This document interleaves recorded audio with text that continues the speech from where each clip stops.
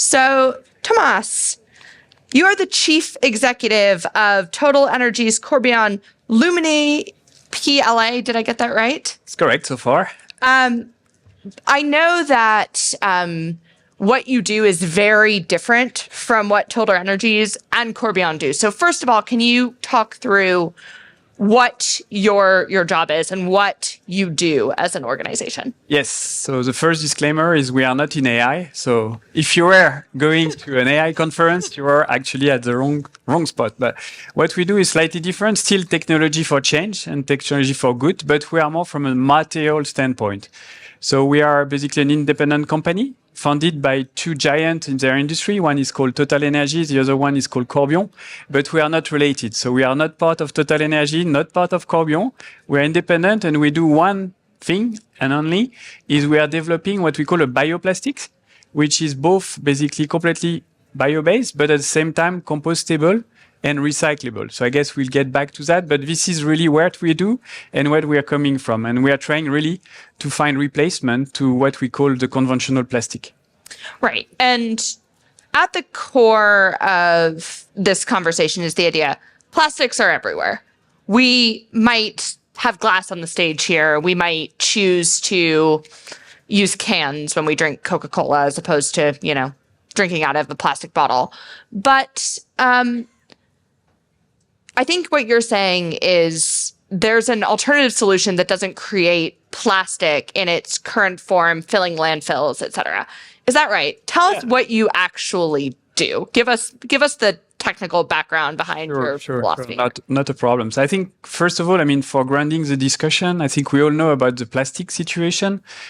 We collectively, basically, we put on the market every year between 400 and 500 million tons of plastic. This is basically the story. This is us.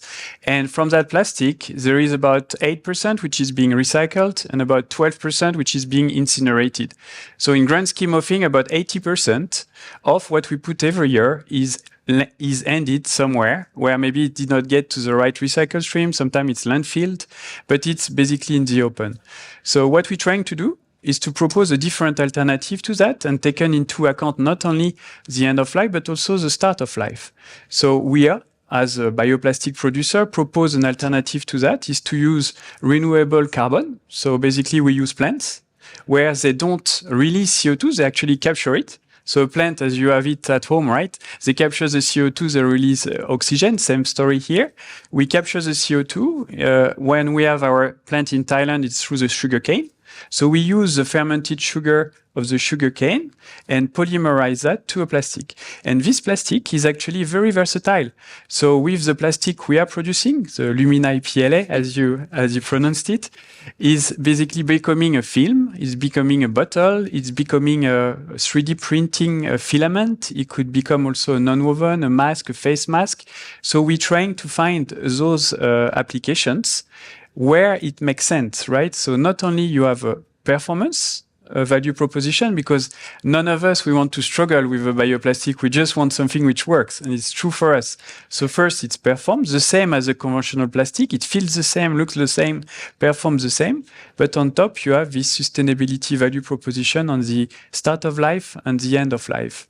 And we are not a startup. We are actually what we call a scale-up. So we have already capabilities of 75 kilotons in Thailand. We are not the only one in the world, right? So you have also other competitors bringing solution. But at the end of the day, what we want to propose is an alternative to the situation and to propose basically a new toolbox of plastic in order to basically foment the future. How are consumers and potential commercial purchasers of this product responding so far? Has it been easy to get people to shift their mindset from traditional plastic to this bioplastic? Yeah, if you look at bioplastic, you look at it as an innovation, as a change, right? And I think we all understand how resistant to change we are as human beings. But definitely you need to have an ecosystem in order to promote that change. Same story in change management. So it's not only about explaining that the product will perform the same, but also to have the same conditions. Legislation, I think we are also talking about the plastic treaty today, is basically a way to create an ecosystem where those change will be benefited, will be accelerated. And this is something we need when we're talking about new application and new change. So that is the legislation part. After, I think I see a lot of brand owners in the room as well, and I would be really happy to get their feedback as well. But the consumer is also requesting some of that. So through the help, through the collaboration of the value chain, through this ecosystem, we propose a solution. So this is really important, not only to have a material by itself or only one value proposition, to have the collaboration around this change. Because the change if you are only one person, one actor of that value chain, you will not change the structure here. All right, let's go to the Global Plastics Treaty for a little bit. Obviously, it's sort of sitting on the radar. What do you think? What are the key points that you think are relevant within the Global Plastics Treaty that you might be able to provide a solution for? Why is this an interesting connection for your business? Yeah, the plastic treaty is becoming basically an ecosystem, an enabler, if you want. So this is a good part about having this type of discussion. I think it's pretty good news that the delegation of different countries are sitting from time to time on a regular basis trying to say, can we collectively find a solution and to stop the plastic pollution globally? So that's the part which is important. Where we can come in is in that plastic treaty. What are they going to talk about? They're going to talk about the production of plastic. Is it the right level? They're going to talk about what type of plastic. Are they recyclable? Are they compostable? And they're going to talk about the end of life of those plastics. So those are very good topics. Where we come in with the bioplastic proposition is we come in with a life cycle assessment proposition, talking, hey, you can use basically non-fossil based bioplastic. So that's one part of the story. And then you can also propose a plastic which would be either compostable or recyclable, and we will not leave, if in case of compostability, any accumulation behind, right? The bioplastic, when you get to a very fine particle, it will be a nutriment for the bacteria and will go away. So it brings basically some solution at the start of life from a LCS standpoint, but also at the end of life, being very versatile. We are part of the solution. We are not the solution, but that would be adding some positive to that discussion here. So that's an interesting thing you say that, because I wanted to ask you the question. If 100% of the plastic in the world was bioplastic, would that make the Global Plastics Treaty completely irrelevant? Because it sounds like you have the solution for each part of the cycle. This is where it gets complicated, unfortunately. You have basically the story about the plastic is an important story to understand and to embrace to a certain extent. Why do we have so many different types of plastics? I know as a consumer, maybe we don't notice that they are really different because they are really meeting different type of value proposition and performance need, right? When you have a face mask, it's not the same performance as it's a bottle, right? So you need to have a myriad of different plastic in order to really attend to our need to be able to, to face sickness, in order to have very light value chain and all that. So you have different type of plastic. So unfortunately, you don't have one magic plastic coming and solving all the issues.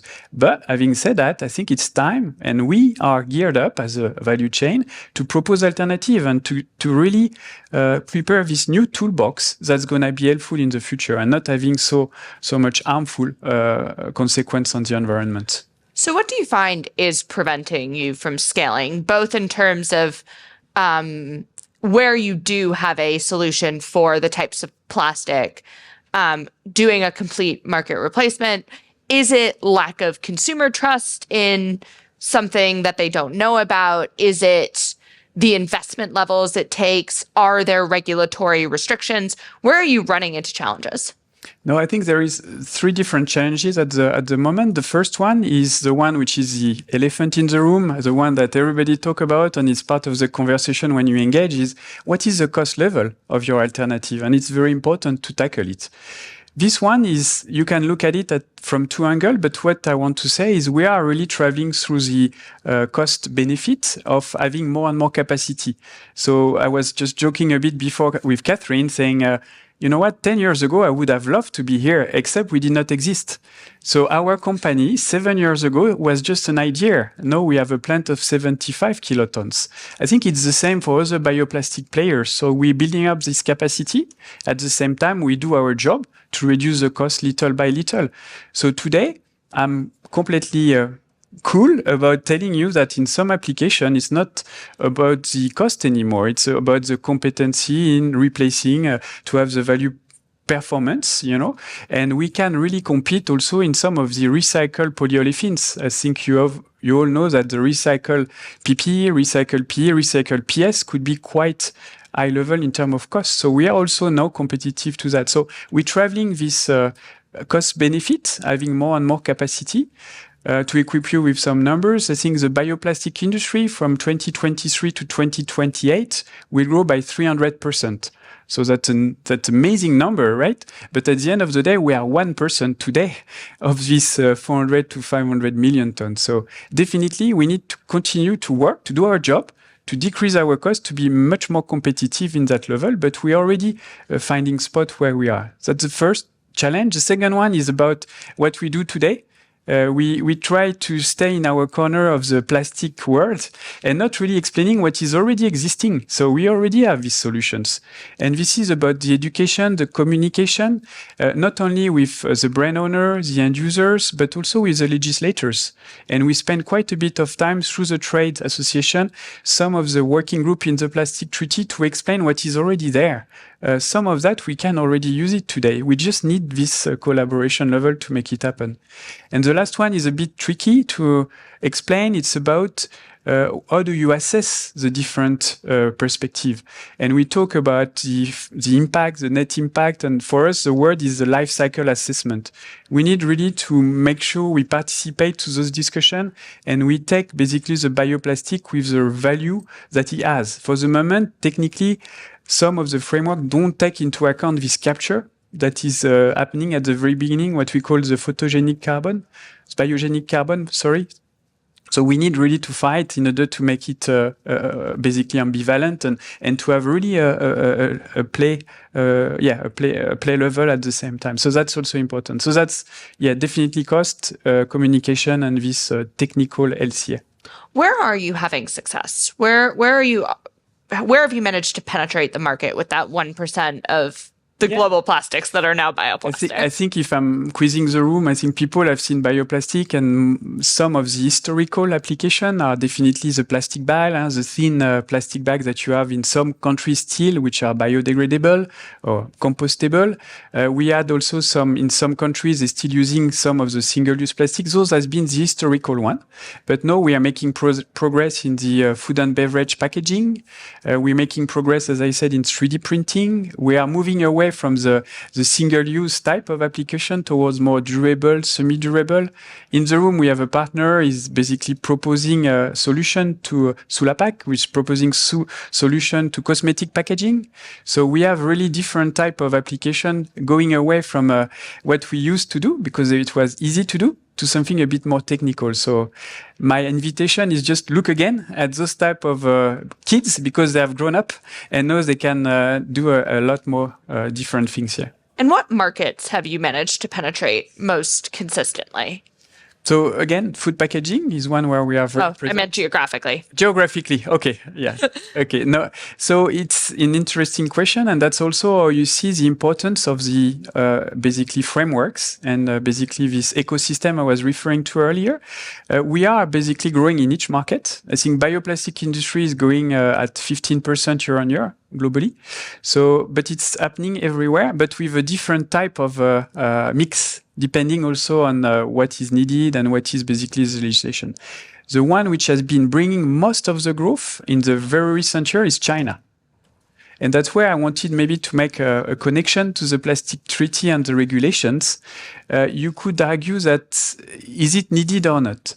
What you can do is to go back to the history and say, okay, where did the bioplastic really took off, right? And there is two examples. One is China. I just mentioned it. With their 5-year plan, they had basically a notion of favoring what they call biodegradable plastic. And they did it in several ways. So we see segments of the industry which are changing to bioplastic/biodegradable options, which is really driving growth. So it is one. And in Europe, there is a country called Italy, where at one point... We've heard of it. Yeah, you heard of it, right? And from a bioplastic standpoint, it's also a very nice case to highlight, because at one point they decided to change their legislation and to use what we call the EPR, the extended producer responsibility, to fund the composting network. So they have 300 compost sites where they accept biodegradable packaging, but at the same time, what it does is diverting the food from the landfill. So it was also two ways to legislate and to really to bring some kind of push for the bioplastic. So it's growing everywhere, but you have some regions where also legislation is helping to grow the bioplastic and the sustainable solutions here.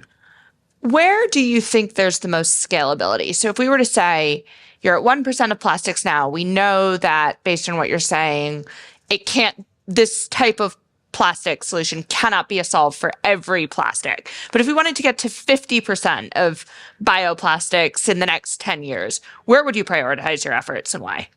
That's a very good question. And that's a question that you need to look also from a distance. What I mean by that is, how did we grow this plasticware, right? I mean, did we grow it in 1 year, 10 years, 40 years, 50, 60 years? No, one would think probably 100 years, give or take. We are closer to that. And it's not a defense. It's more to understand what it takes to get from one application with one plastic to the next and so on. The innovation cycle is between 12 to 18 months just to bring new solutions. What we can do, though, is to learn from all the solutions we develop. How can you replicate those and accelerate? And this is definitely one, I think, lever that we have and we should do more of. Communication, education, and sharing, where we can grow at a faster rate and shorten this innovation cycle as much as we can. Are you optimistic that with continued investment, continued innovation, it's possible to solve the plastics problem? Yes, I am positive, I am optimistic, and I'm working on it. Audience, can I open the floor for a few questions here? Yes, please. Thank you, Matt. We have the gentleman here and then the gentleman in the jumper in front of me. Hi, my name is Manuel Asali. I work for Nexant, and I just have a question about the actual degradability of the plastic. I mean, you hinted at it a little bit when you talked about Italy, Sure. but you need to have the right composting environment and the right infrastructure to do that, because just want to make this clear that compared to a normal plastic, PLA will not just degrade on its own. You have to put it in the right environment, and if you landfill it, it will not degrade. So tell us a little bit more about that. Sure. It's important clarification. So indeed, not to be too technical, you have two ways basically of composting an ingredient, right? Or composting an article. You can either put it in the compost center, as we described for Italy, where you have a set of conditions. Basically, you have a set of conditions around humidity and temperature. So that would create an environment where the plastic, the certified biodegradable plastic, would decompose. In that environment, the PLA will go after 22 days. It will go faster than an orange peel, for example, to give you a perspective. And you have other environment, what we call home compost in some different geographies, where it's basically the one that you have in your garden, but you need also to turn it around from time to time. It's really important. But those guys are different. And you can have formulation, and we are working with some of our customers on formulation which are geared toward that. And you can do it, you can put a bit of PBS, a bit of starch, of PHA, and they would degrade also in your compost, in your home compost, in different conditions. But indeed, it's a very good qualification that you need to adapt. I would go even further. You need to adapt the formulation, but you need to think ahead and what we do with our customer, or what is the best end use or best end life of your product, of your application. We have a lot of growth as well in the tea bags, for example. Why? Because it's so easy. You don't want to take out the tea from the tea bag, right? I mean, you just want to dump it somewhere where it belongs, right? And this type is really particular and very efficient in the composting center. If you look at a water bottle, the best you can do is to recycle it. And we have project with some of our customer where we bring back the empty bottle shredded. And in my plant, in our plant in Thailand, we can recycle it. And that's the best one because we can buy it back at a relatively high price because it shortened my process. There is a business offer for buying it, use it, and recycle it, and I keep basically the food contact as well. So depending, it becomes a bit tricky and technical, but you need to think about what is the access, what type of infrastructure you can have access to, what is the application you're talking about, and then to do the best choice together. And again, it's through collaboration, it's not by one, and there is no silver jacket bullet. I agree with you. Yeah. Sir? Yep, thank you both. I'm OJ from Santander. And my question was related to what is the development of like high performing bioplastics? Like I'm aware of ABS plastic used in automobiles. So is there any kind of alternative bioplastic used in that application? For ABS, you mean? Yeah, that kind of similar application. Yes, yeah. yes.